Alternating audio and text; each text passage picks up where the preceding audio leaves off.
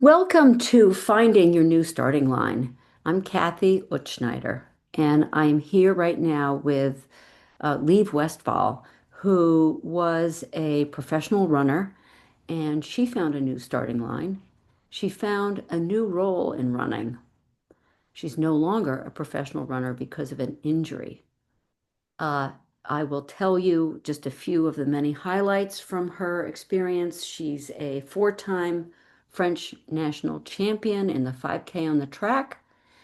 She was the French national record holder in the 10K for 5 years, and she's the current 5K national record holder indoors in France.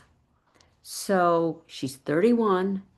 And she's not unusual in being a professional athlete who found a new starting line. And she's done it successfully. Leave, thank you so much for being here today to share your story. Thank you so much, Cathy, for having me. It's always a pleasure to be here and talking with you. And we've been together for a while. As you was a student at Boston College, I the professor, and I've been following you. Had it not been for COVID, you would have been in the Olympics in the 10K in the 2020 Olympics. And we're here to share your story because so many professional athletes' careers are not forever. In fact, almost all of them are not forever. And can you tell the what happened to you in short and tell the challenges you experienced and tell your story and your successes now, which are incredible as you take on a new starting line in running. I graduated from Boston College in 2018, and I was at that point I was 24, 25. I had just signed a contract with Nike as my first professional contract, and I decided to go back to Europe to live in Spain, train in Spain, and really focus on running for a few years, just to, take a chance and not having any regrets later on. So really focusing 100% on running, and the first 2 to 3 years went really well. I did get much better, broke all my PRs, broke the national 10K record quite unexpectedly in 2019.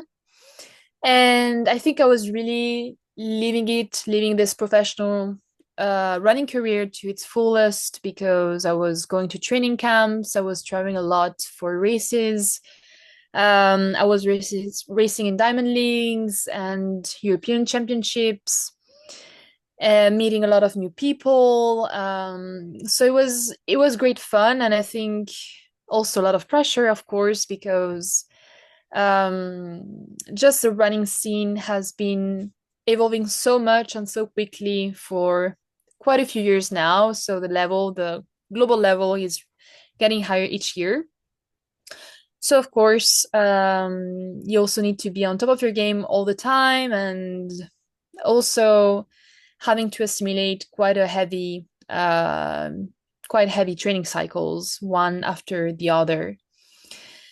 I had been lucky enough in my career not to ever get injured, actually. Even though I started running at a high level pretty young, I was 15 when I took it seriously, which also brought me to a scholarship in the US. But once I got into this tricky injury cycle in 2020, the year of COVID, it was really hard to get out of it. And as you mentioned, I think I was really on the good path to make the Olympics if they had taken place in 2020 in Tokyo and not in 2021, because that's where I started to having pretty daily pain in my hip, which also which eventually had a whole compensation system in my biomechanics, and I started having pain in my left foot and then in my left sacrum. So just a vicious cycle of pain and injuries that get me out of training regularly for quite a few years. But at that time, I was 28, 29. I had just broken a national record. I had signed a very good contract with Puma.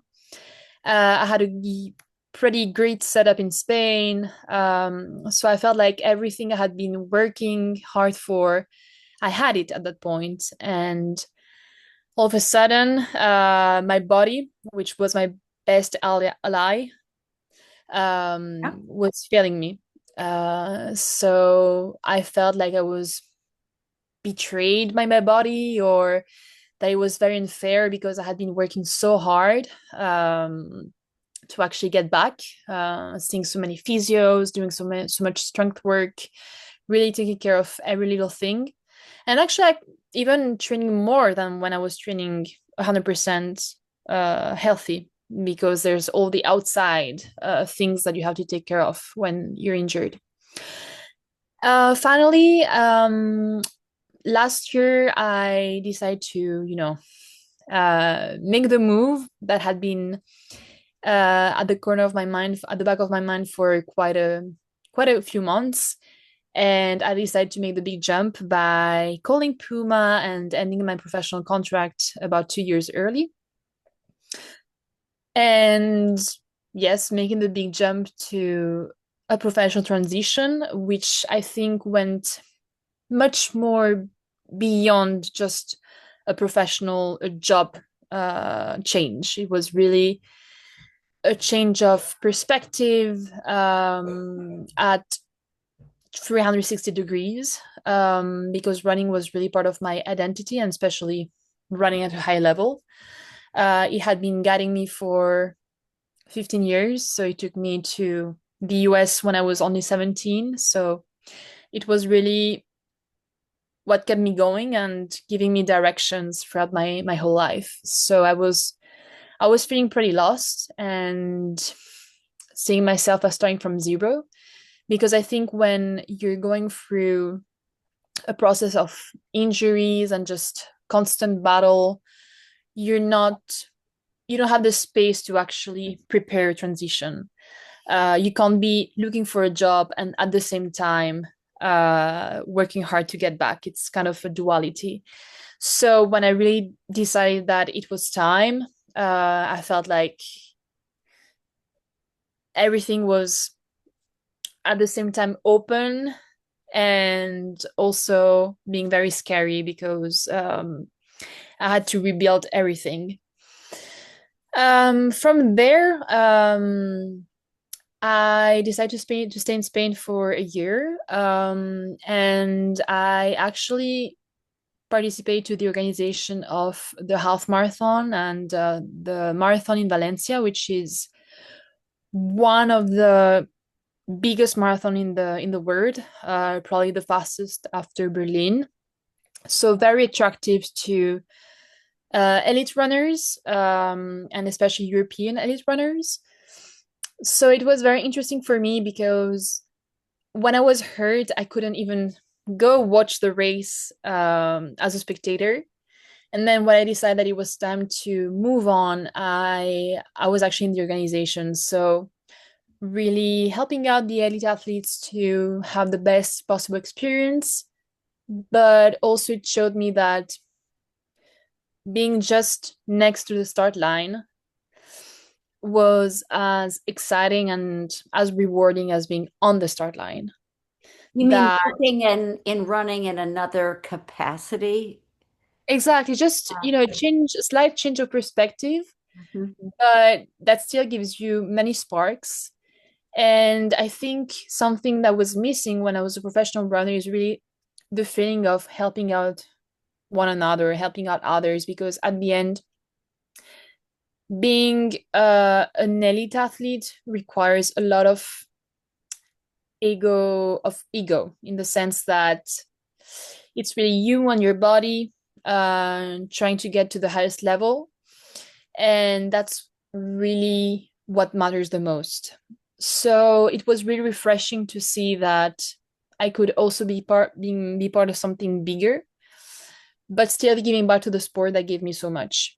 Um, so I think working for the organization of these races and also for quite a few other ones still in Spain was really refreshing and really comforting in showing me that you could still evolve in the same sport, but from a different place. I think another thing that really helped me also was to help amateur runners. So, people that are starting running or that just want a few tips to get better, that are trying to break 2 hours in the half marathon or 45 minutes in the 10K. So something completely different from professional sports. I think also it was um, very interesting to see that these people who have a career, have a family, still want to really progress and make the most out of their experience, and are fully invested in their training. So that was also very refreshing. I think, yes, trying to find a new place in the same environment um, was essential to actually be able to move on without having any, you know, anger toward the sport. Because of course it gave me so much. The highs are very high, but the lows are very low. And it also gave me a lot of suffering with being unable to prove what I was able to do on the track for quite a few years. So And you've also now have a new job, and you had several offers.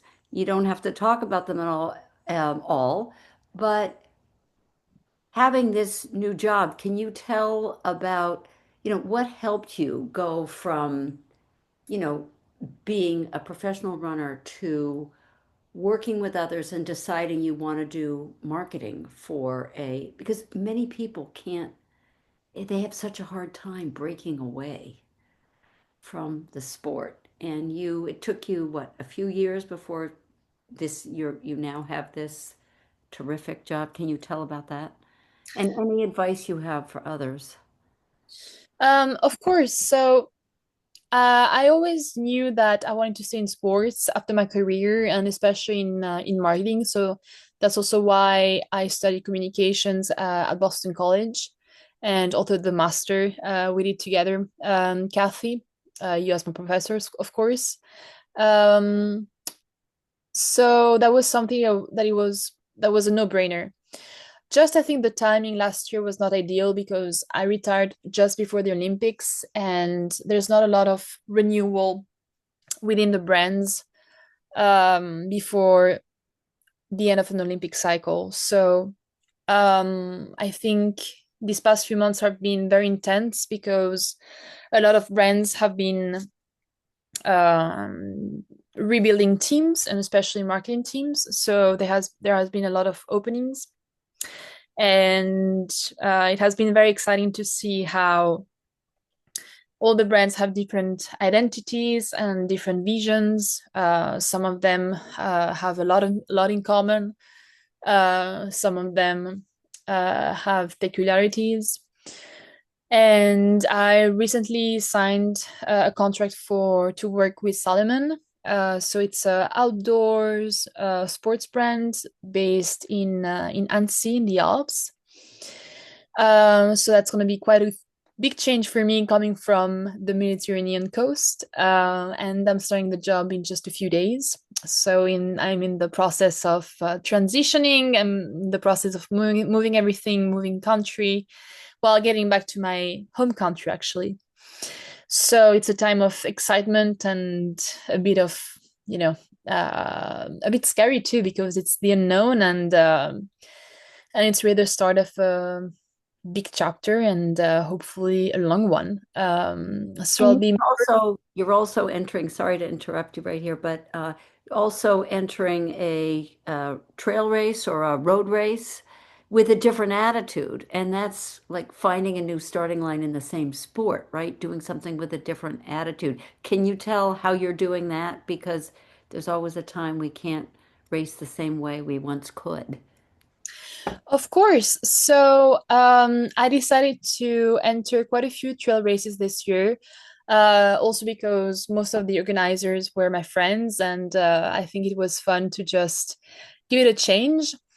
And that's actually something we talk about during our meetings with the Move community and with you, Cathy, in the sense of even if you're not running professionally anymore, you still need sports goals, not just professional goals.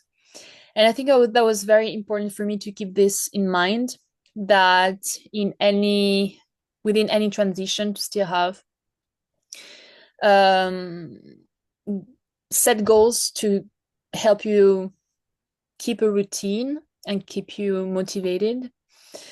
So that's something that we built quite well, I think. Um, and just changing focus in the sense that now I'm on start line. I'm not here. I'm not there to break records or to finish first, second, third. It doesn't really matter at this point.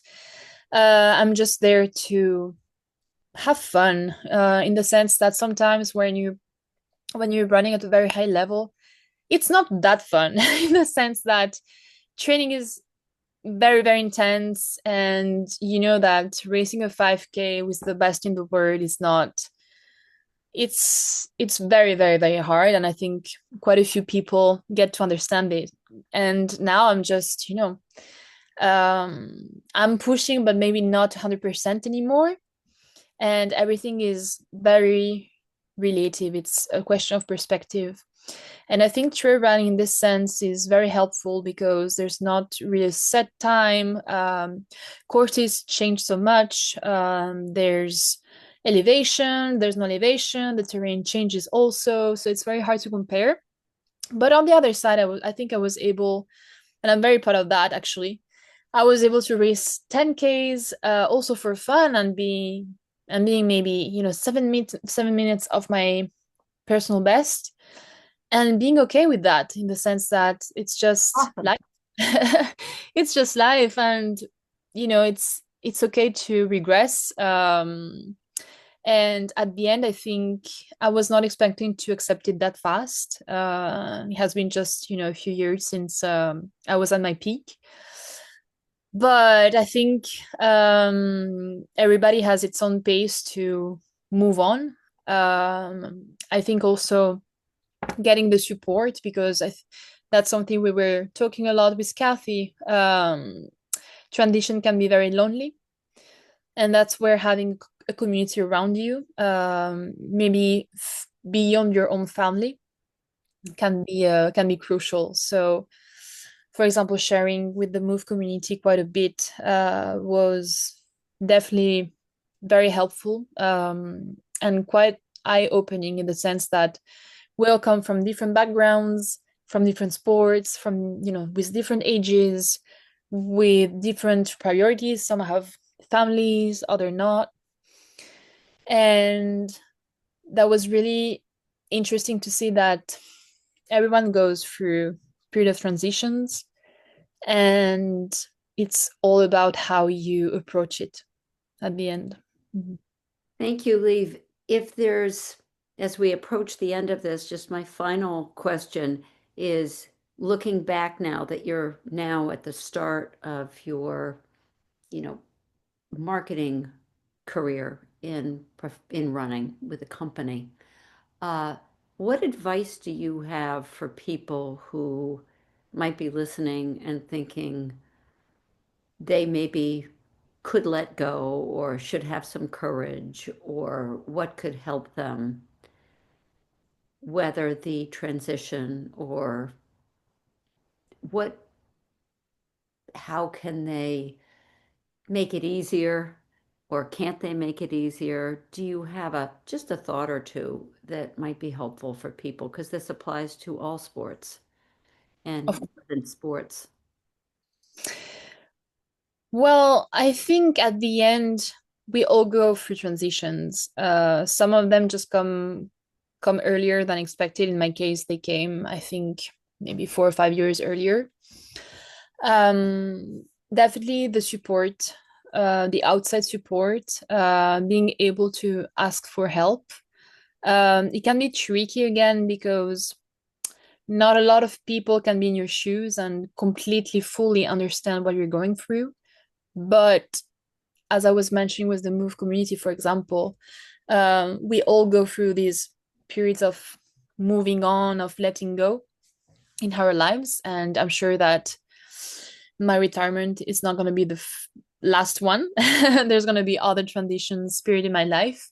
But I think being able to open up and to realize that it's completely normal help to dismiss maybe the anger and the frustration and the sadness quite a bit.